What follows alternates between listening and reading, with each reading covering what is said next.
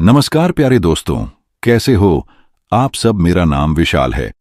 मैं आपको भूतिया घटना पर आधारित कहानी सुनाने जा रहा हूं। आपको कहानी अच्छी लगे तो वीडियो को लाइक और चैनल को सब्सक्राइब करें। चलो कहानी शुरू करते हैं। साल 2025 की बात है। महाराष्ट्र के सतारा जिले में फैले पहाड़ी जंगलों के बीच एक गांव था, पलाशपुर।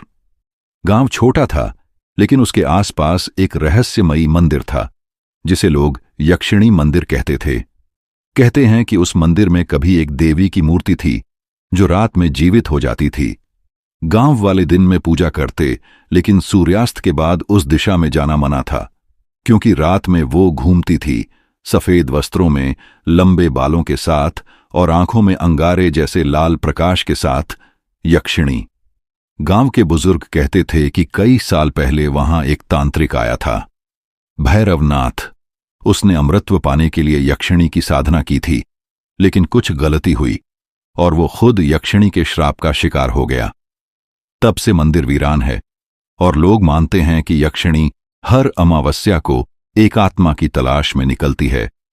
कहानी शुरू होती है आरव जोशी से, मुंबई का एक युवा डॉक्यूमेंट्री फिल्म मेकर जो रियल कर्सेस ऑफ इंडिया नाम की एक सीरीज बना रहा था।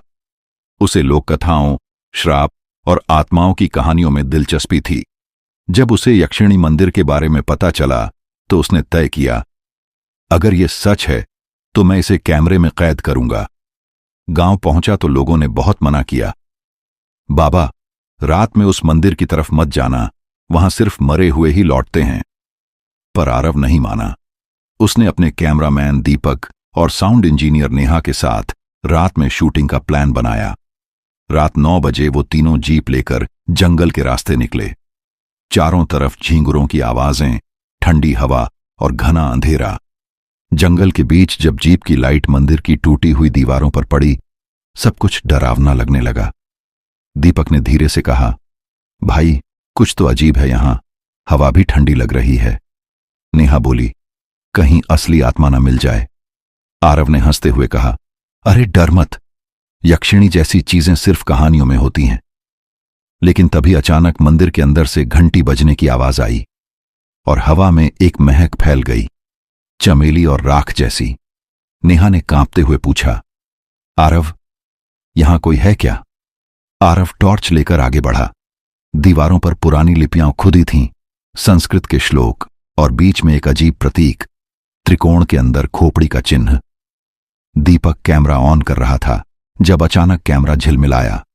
स्क्रीन पर कुछ सेकंड के लिए एक स्त्री का चेहरा दिखा, लाल आंखें, मुस्कान और आवाज, तुमने मुझे जगा दिया। मंदिर के अंदर अचानक फैली उस ठंडी हवा ने तीनों को जैसे जमा दिया। आरव की टॉर्च कांप रही थी और दीपक कैमरे का स्क्रीन बार बार ब्लर हो रहा था। नेहा फुसफुसाई, आरव वो चेहरा तूने देखा था? आरव ने जवाब नहीं दिया। वो बस मंदिर के गर्भगृह की तरफ बढ़ता चला गया। अंदर टूटी हुई मूर्ति पड़ी थी, आधी पत्थर आधी राख। उसके पास एक तांत्रिक का चक्र बना हुआ था, चारों ओर सूखे फूल, हड्डियां और कुछ पुरानी राख। दीपक ने कैमरा घुमाया और धीरे धीरे बोला, ये तो किसी ने साधना के लिए बनाया था। तभी पीछे से घंटी फिर बजी, लेकिन इस बार बिना हवा के हिलाए, जैसे किसी ने उसे छुआ हो। नेहा चिल्ला उठी, यहां कोई है। आरव मुड़ा, टॉर्च की रोशनी दीवारों पर घुमाई। दीवारों पर हाथों के निशान बन चुके थे, गीली मिट्टी जैसे। वो निशान ताजा लग रहे थे, जैसे किसी ने अभी अभी लगाए हों। अचानक दीपक का कैमरा फिर झिलमिलाया और स्पीकर से एक धीमी आवाज आई, क्यों आए हो मेरी नींद तोड़ने? आवाज औरत की थी, पर उसकी टोन ऐसी थी जैसे दो आवाजें एक साथ बोल रही हों, एक मीठी, दूसरी भारी और डरावनी। नेहा पीछे हटते हुए बोली, आरव ये रिकॉर्ड हो गया कैमरे में, चलो यहां से निकलते हैं। लेकिन आरव को जैसे जुनून सवार था। उसने कहा, नहीं, अब पीछे नहीं हटेंगे। ये सबूत है कि ये मंदिर सचमुच भूतियां है। वो आगे बढ़ा और गर्भगृह के केंद्र में पड़े राख के ढेर को हटाया। नीचे से एक कांसे की मूरत निकली, एक खूबसूरत स्त्री की, जिसके गले में सर्प लिपटा था और आंखें लाल रत्नों जैसी थीं। नीचे लिखा था, यक्षिणी, रक्षक या भक्षक। दीपक ने जैसे ही कैमरा पास किया, अचानक वो मूरत अपने आप गर्म होने लगी। आरव ने पीछे हटना चाहा, लेकिन तभी मंदिर की दीवारें कांपने लगीं। घंटी अपने आप तेज तेज बजने लगी और हवा में राख घूमने लगी। और राख के उस तूफान में आरव ने उसे देखा। वो औरत सफेद साड़ी में, लंबे खुले बालों के साथ, आंखें खून जैसी लाल, वो धीरे धीरे हवा में तैरती हुई आगे बढ़ रही थी। दीपक ने डर से चीख मारी, आरव, ये असली है। यक्षिणी की आंखें आरव पर टिक गईं। उसकी आवाज हवा में गूंजी, तूने मेरा विश्राम तोड़ा, अब तेरी आत्मा मेरा प्रसाद बनेगी। नेहा और दीपक भागने लगे, लेकिन आरव जैसे सम्मोहन में था। यक्षिणी मुस्कुराई और उसके पैरों के नीचे से राख उठकर आरव के चारों ओर घूमने लगी। कैमरे में आखिरी बार दिखा, आरव की आंखें उलट गईं और उसके मुंह से राख झरने लगी। फिर सब कुछ अंधेरा। सुबह गांव के लोग मंदिर पहुंचे। वहां आरव अकेला पड़ा था, बेसुध। नेहा और दीपक कहीं नहीं थे। वो जिंदा था, पर उसकी आंखें बिल्कुल सफेद हो चुकी थीं। वो बार बार एक ही बात दोहरा रहा था, वो अब मुझ में है, यक्षिणी अब मुझ में है। सुबह का सूरज उगा तो गांव वालों ने मंदिर के बाहर पड़े आरव को देखा। उसका चेहरा राख से सना हुआ था और आंखें बिल्कुल सफेद, जैसे पुतलियां गायब हों। गांव के बुजुर्ग महादेव भोसले ने कहा, इस पर किसी दुष्ट आत्मा का साया है, इसे तुरंत मंदिर से दूर ले चलो। उसे गांव के बीच बने पुराने वटवृक्ष मंदिर में लाया गया। गांव की तांत्रिक मायाबाई ने उसके माथे पर सिंदूर लगाया और कुछ मंत्र पढ़ने लगी। पर जैसे ही उसने आरव के माथे पर राख देखी, उसकी आंखें फैल गईं। ये सामान्य आत्मा नहीं, ये यक्षिणी का स्पर्श है। गांव वाले डर गए। कोई पास नहीं आया। मायाबाई ने कहा, जिसे यक्षिणी छू लेती है वो इंसान नहीं रहता, उसे हर अमावस्या को उसका श्राप खींचता है। आरव अचानक कांपने लगा। उसके मुंह से धीमी आवाज निकली, मैं आरव नहीं, मैं वही हूं जो तुम्हारे मंदिर में थी। सभी लोग पीछे हट गए। उसकी नसें नीली होने लगीं और शरीर से ठंडी हवा फैलने लगी। मायाबाई ने मंत्र तेज कर दिए। दिए की लौ कांपने लगी। वो बोली, इसमें यक्षिणी का वास है, पर पूरी तरह नहीं। आधा आरव, आधी वो। गांव वाले सोच में पड़ गए। नेहा और दीपक अब भी गायब थे। किसी को नहीं पता था वो जिंदा हैं या नहीं। शाम तक आरव को गांव के एक कमरे में बांध दिया गया। उसकी आंखें बार बार खुलती और बंद होती। कभी उसकी आवाज खुद की लगती, कभी किसी और की। मुझे मुक्त करो, मुझे मंदिर लौटना है, वो मुझे बुला रही है। रात गहराते ही हवा ठंडी होने लगी। मकान के बाहर कुत्ते भौंकने लगे और कमरे के अंदर दीवारों पर किसी ने उंगलियों से निशान बना दिए, त्रिकोण और खोपड़ी का वही चिन्ह। मायाबाई और महादेव मंदिर के आंगन में बैठे थे कि तभी कमरे से चीख सुनाई दी। दोनों दौड़े अंदर। आरव की रस्सियां खुली हुई थीं। कमरा खाली था, सिर्फ दीवार पर लिखा था, अगली अमावस्या को लौटूंगी, अपने अधूरे श्राप को पूरा करने। सुबह जब गांव वाले जंगल की तरफ गए, उन्हें मंदिर के पास ताजे पैरों के निशान मिले, लेकिन वो निशान इंसान के नहीं थे। पैरों के पंजे उलटे थे। उसी शाम दूर जंगल के बीच एक टूटी हुई झोपड़ी में दीपक जागा। उसका चेहरा जला हुआ था, आंखों में डर। वो बड़बड़ा रहा था, नेहा। वो उसे ले गई। यक्षिणी ने नेहा को ले लिया। जंगल के बीच उस टूटे हुए झोपड़े में जब गांव वालों ने दीपक को पाया, वो बुरी तरह डरा हुआ था, कांप रहा था और उसकी नब्ज बहुत तेज चल रही थी। चेहरे पर राख लगी थी, कपड़े फटे हुए और आंखों में सिर्फ डर था। महादेव भोसले ने पूछा, बेटा, क्या हुआ था उस रात मंदिर में? दीपक ने कांपती आवाज में कहा, वो इंसान नहीं थी बाबा। और फिर उसने सब कुछ बताया। रात जब राख का तूफान उठा था, नेहा ने भागने की कोशिश की थी। वो मंदिर के बाहर की तरफ दौड़ी, लेकिन दरवाजा अपने आप बंद हो गया। दीवारों पर से राख झरने लगी और उसमें से एक स्त्री की आकृति उभरी, सफेद साड़ी में, लंबे खुले बाल और हाथ में लाल दीपक। वो मुस्कुराई और बोली, तुम्हें डर लगता है? डर तो अब शुरू होगा। नेहा ने भागने की कोशिश की, लेकिन यक्षिणी ने उसका हाथ पकड़ लिया। जैसे ही उसने उसे छुआ, नेहा का शरीर धूल बनकर गिर गया। सिर्फ उसका कैमरा जमीन पर रह गया। दीपक ने सब देखा। वो चिल्लाया और मंदिर के पीछे वाले दरवाजे से भागा, लेकिन भागते हुए उसने आरव को देखा। आरव हवा में तैर रहा था और उसकी आंखें यक्षिणी जैसी लाल थीं। वो मुस्कुरा रहा था। दीपक, रुक जा, वो अब मुझ में है। दीपक ने किसी तरह जंगल की तरफ भागकर रात काटी। सुबह होते ही उसने नेहा का कैमरा उठाया। कैमरे में जो रिकॉर्ड था वो देखकर उसकी रूह कांप गई। वीडियो में दिखा, नेहा के मिटने के बाद यक्षिणी ने आरव के माथे पर उंगली रखी और कहा, अब तू मेरा माध्यम बनेगा। हर अमावस्या को मैं तेरे जरिए एक आत्मा लूंगी, जब तक मेरा श्राप पूरा ना हो। दीपक ने कैमरा महादेव को दिखाया। महादेव के हाथ कांप गए। उन्होंने तुरंत कहा, मायाबाई को बुलाओ, अब समय कम है। अगली अमावस्या में यक्षिणी लौटेगी। मायाबाई ने वीडियो देखने के बाद गहरी सांस ली। यक्षिणी मूल रूप में किसी समय इस गांव की रक्षक थी, पर भैरवनाथ तांत्रिक ने उसे अपनी साधना में बांधने की कोशिश की, और जब वो मरी, उसने वचन लिया कि जो भी उसकी शांति भंग करेगा वो उसी के जरिए बदला लेगी। दीपक ने कहा, तो आरव को बचाया जा सकता है? माया बोली, हां, पर इसके लिए एक ही उपाय है। यक्षिणी के मूल मंदिर में जाकर उसके शाप मंडल को तोड़ना होगा, लेकिन याद रखना, वो किसी को जाने नहीं देगी। महादेव ने तय किया, वो, मायाबाई और दीपक तीनों उस रात मंदिर लौटेंगे। वो यक्षिणी का श्राप वहीं खत्म करेंगे जहां से सब शुरू हुआ था। रात आई। जंगल में फिर वही हवा चली। दीपक ने अपने कैमरे पर नाइट मोड ऑन किया। दूर मंदिर की घंटियां अपने आप बजने लगीं, और फिर उन्होंने देखा, मंदिर के सामने आरव खड़ा था। सफेद आंखें, शरीर पर राख, और उसके पीछे यक्षिणी की परछाई। तुम देर से आए हो। अब 3 आत्माएं लगेंगी, तब जाकर श्राप पूरा होगा। रात गहरी थी। चांद बादलों में छिपा हुआ, और जंगल के बीच से सिर्फ जुगनुओं की हल्की रोशनी झिलमिला रही थी। दीपक, मायाबाई और महादेव मंदिर के पास पहुंचे। हवा में वही महक थी, चमेली और राख की। मंदिर के द्वार के बाहर आरव खड़ा था, पर अब वो पहले जैसा नहीं दिखता था।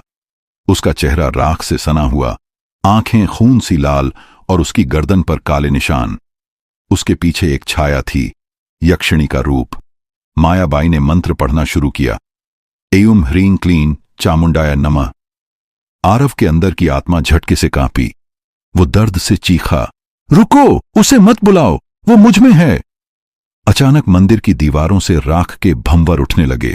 हवा इतनी ठंडी हो गई कि दीपक के होंठ नीले पड़ गए। यक्षिणी की आवाज चारों तरफ गूंज उठी, तुम लोग फिर आ गए? क्या मेरी नींद दोबारा तोड़ोगे? दीपक कांपते हुए बोला, हम तेरा श्राप खत्म करने आए हैं। यक्षिणी हंसी, श्राप खत्म नहीं होता, इंसान खत्म हो जाता है। मंदिर के गर्भगृह के बीचों बीच एक गोल मंडल चमकने लगा, वही त्रिकोण वाला चिन्ह जिसके चारों ओर अस्थियां बिखरी थीं। मायाबाई बोली, यही है श्राप मंडल। इसे तोड़ने के लिए आरव की आत्मा को उसके भीतर से निकालना होगा। वो दिए के चारों ओर राख का गोला बनाकर बैठी और मंत्र पढ़ने लगी। आरव जमीन पर गिर पड़ा, झटके खाने लगा। उसकी आंखों से आंसू नहीं, काली धूल निकल रही थी। दीपक ने कैमरा उठाया तो स्क्रीन पर यक्षिणी का चेहरा उभरा। वो अब पहले से भी भयानक थी। उसका आधा चेहरा जला हुआ और आंखों में 2 छोटे छोटे शिवलिंग जैसे प्रतीक चमक रहे थे। भैरवनाथ ने मुझे धोखा दिया था। मैं अमर बनना चाहती थी, पर उसने मेरा बलिदान दे दिया। अब हर जन्म में मैं उसके वंशजों से बदला लूंगी। दीपक चौंक गया। भैरवनाथ का वंशज? कौन? मायाबाई बोली, आरव ही। उसका खून उसी तांत्रिक की वंशरेखा से है। दीपक की रूह कांप गई। तो इसीलिए यक्षिणी ने आरव को चुना था। वो सिर्फ आत्मा नहीं चाहती थी, अपने श्राप को पूरा करना चाहती थी। माया ने अगला मंत्र पढ़ा, ए युवम कालिके स्वाहा यक्षिण्याय मुक्तिपठम देही। मंदिर कांप उठा। दीवारों पर अग्नि की लकीरें दौड़ने लगीं। आरव के अंदर से एक औरत की चीख निकली, मुझे बंद मत करो। मायाबाई ने राख उठाकर मंडल पर फेंकी। अचानक एक तेज प्रकाश फैला यक्षिणी की परछाई चिल्लाई और राख में बदल गई। आरव बेहोश होकर गिर पड़ा। कुछ देर बाद सन्नाटा छा गया। दीपक ने डरते हुए आरव की नब्ज देखी, धीरे धीरे धड़क रही थी। माया ने राहत की सांस ली। श्राप मंडल टूट चुका है, अब वो मुक्त हो गई। महादेव बोले, तो अब सब खत्म हुआ? माया ने आंखें बंद की। नहीं, अभी नहीं। उसका श्राप तभी खत्म होगा जब उसका अधूरा प्रेम पूरा होगा। दीपक ने हैरानी से पूछा, प्रेम? माया बोली, यक्षिणी कभी देवी थी, उसका प्रेम भैरवनाथ से था। उसने अमृतत्व नहीं मांगा था, सिर्फ अमर प्रेम मांगा था, और जब उसने उसे धोखा दिया तभी वो राक्षसी बनी। दीपक ने धीरे से कहा, तो क्या आरव उसका पुनर्जन्म है? माया की आंखों में डर झलक गया। हां, और शायद वो अभी भी उसे पहचानती है। अचानक मंदिर की दीवार पर लाल रोशनी चमकी और राख से लिखा उभरा, मैं वापस आऊंगी जब अमावस्या होगी। 3 दिन बीत गए। पलाशपुर में फिर से सन्नाटा था। मंदिर अब बंद कर दिया गया था और गांव वाले फिर कभी उस दिशा में नहीं जाते थे। आरव धीरे धीरे होश में आ चुका था, पर उसकी आंखें पहले जैसी नहीं थीं। अब उनमें हल्की सी लाल चमक रहती थी, जैसे भीतर कुछ अब भी जागा हुआ हो। दीपक हर वक्त उसके साथ रहता। उसने कैमरे की सारी रिकॉर्डिंग्स अपने लैपटॉप में सेव कर ली थीं। वो सबूत था कि यक्षिणी सच में थी, लेकिन अब वो फुटेज अपने आप बदलने लगी थी। हर बार जब दीपक वीडियो खोलता, स्क्रीन पर एक ही फ्रेम आता, आरव सोते हुए, और पीछे दीवार पर लिखा, मेरा वचन अधूरा है। दीपक ने मायाबाई से बात की। वो बोली, यक्षिणी ने खुद को खत्म नहीं किया था, उसने बस अपने श्राप को स्थगित किया है। अगली अमावस्या को वो लौटेगी और इस बार आरव को ले जाएगी। दीपक ने गुस्से में कहा, हम उसे नहीं लेने देंगे। मायाबाई ने गंभीर स्वर में कहा, बेटा, उसे लड़ाई नहीं हो सकती, उसे केवल संतुष्ट किया जा सकता है। कैसे? उसका प्रेम पूरा करके। दीपक सन्न रह गया। मतलब आरव को? मायाबाई बोली, हां, अगर आरव स्वेच्छा से उसे स्वीकार करे, यक्षिणी मुक्त हो जाएगी, पर अगर उसने इनकार किया तो वो आरव की आत्मा को जला देगी। रात का समय। दीपक ने आरव को सब बताया। आरव चुप रहा, फिर धीरे से बोला, मुझे उसके सपने आते हैं। वो मुझे बुलाती है, कहती है, तू मेरा था, तू मेरा रहेगा। दीपक ने डर कर कहा, वो तुझे मार देगी। आरव मुस्कुराया, शायद यही उसकी मुक्ति है, और मेरी भी। अचानक खिड़की के बाहर हवा चली। दीपक ने देखा, बाहर पेड़ झूमने लगे और आसमान में काले बादल घिर आए। दूर से घंटी की आवाज आने लगी, वही आवाज जो मंदिर में सुनाई देती थी। दीपक ने बाहर झांका। गांव के हर घर की दिया बत्ती अपने आप बुझ गई थी और हवा में चमेली की महक फैल गई। वो चिल्लाया, आरव, वो आ गई है। आरव खड़ा हो गया। उसकी आंखें अब पूरी तरह लाल थीं। वो दरवाजे की तरफ बढ़ा और बोला, मुझे उसे देखने दो। दीपक ने रोकने की कोशिश की, पर दरवाजा अपने आप खुल गया। बाहर धुंध फैली थी और उसके बीच वो थी, यक्षिणी। सफेद साड़ी, बिखरे बाल और चेहरे पर वो रहस्यमयी मुस्कान। वो धीरे धीरे आरव के करीब आई और बोली, तू लौट आया, मेरे आरव। दीपक कांप गया। वो तेरा नाम जानती है, आरव बोला, क्योंकि वो मुझे पहचानती है। यक्षिणी ने अपना हाथ आगे बढ़ाया। उसकी हथेली में राख और चमकते लाल कण थे। चल मेरे साथ, जहां कोई श्राप नहीं, बस अमर प्रेम है। दीपक ने चिल्लाया, आरव, मत जा। लेकिन आरव आगे बढ़ गया, जैसे कोई अदृश्य शक्ति उसे खींच रही हो। यक्षिणी मुस्कुराई और दोनों के चारों ओर राख का गोला घूमने लगा। मायाबाई मंदिर की तरफ दौड़ी, मंत्र पढ़ते हुए, एयुएम कालरात्रिय नमः, उसे मत ले जा यक्षिणी। पर अब बहुत देर हो चुकी थी। एक तेज चमक हुई और जब दीपक ने आंखें खोलीं, वो अकेला था। आरव और यक्षिणी दोनों गायब थे। सिर्फ जमीन पर राख पड़ी थी और उसके ऊपर लिखा था, अगली अमावस्या, अंतिम वचन। अगले दिन पूरा पलाशपुर गांव सदमे में था। आरव और यक्षिणी दोनों ऐसे गायब हुए जैसे हवा में विलीन हो गए हों। दीपक ने गांव छोड़ने की कोशिश की, लेकिन हर रास्ता जैसे घूमकर उसी मंदिर की तरफ लौट आता था। वो समझ गया, यक्षिणी ने पूरे गांव को अपने श्राप के घेरे में बांध लिया है। उस रात दीपक को एक सपना आया।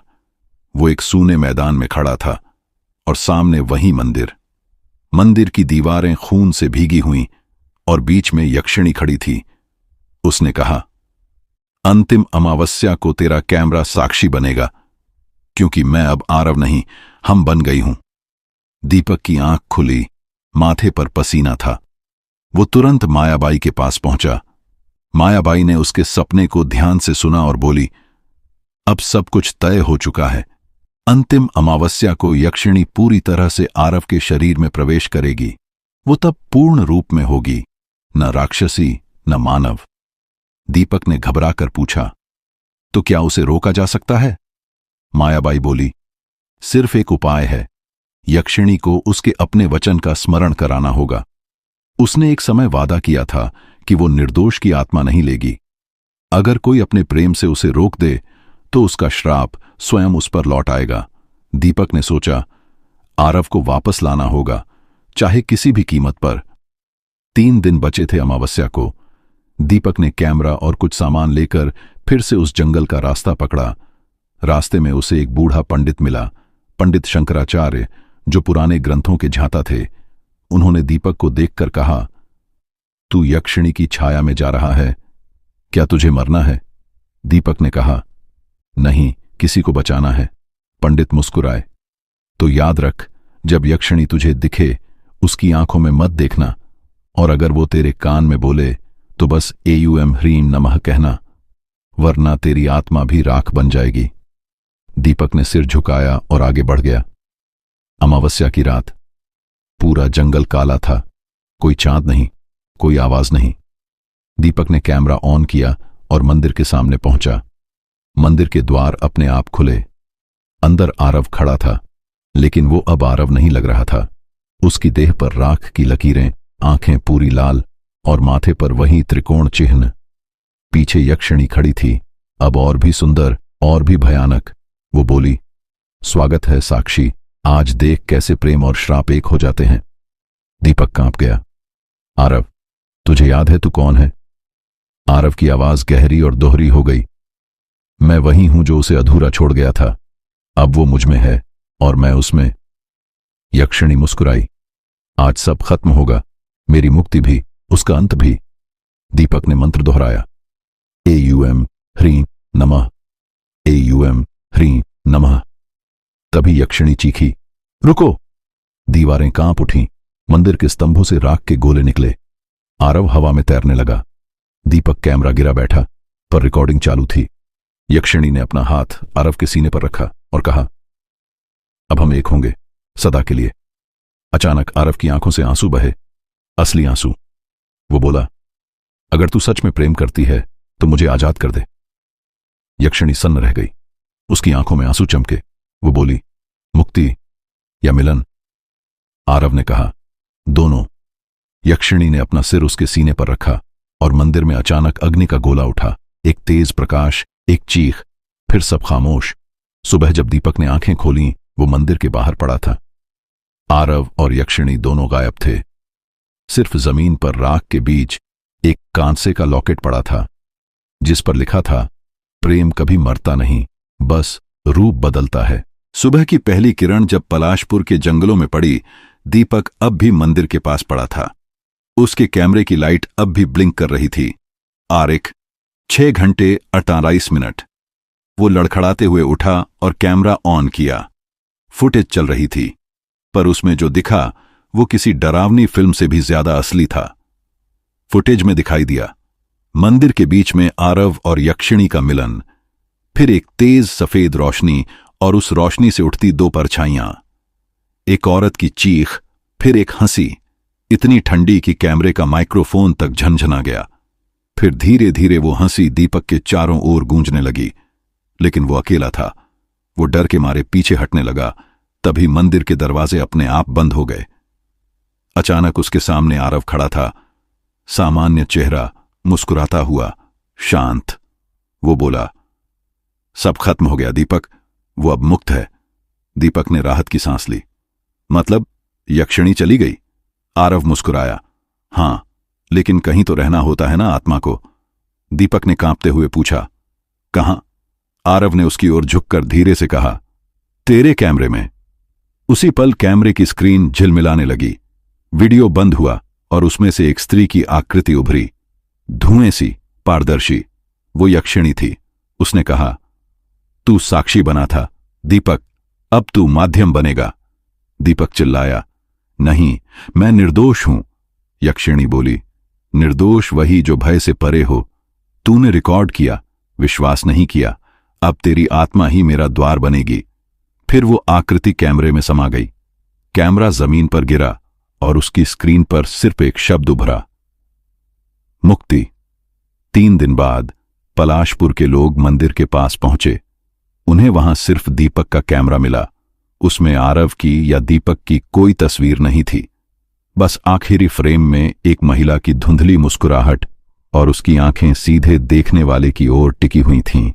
जब पुलिस ने फुटेज देखने की कोशिश की, वीडियो अपने आप रात 12 बजे चल पड़ता था, भले ही कैमरा बंद हो।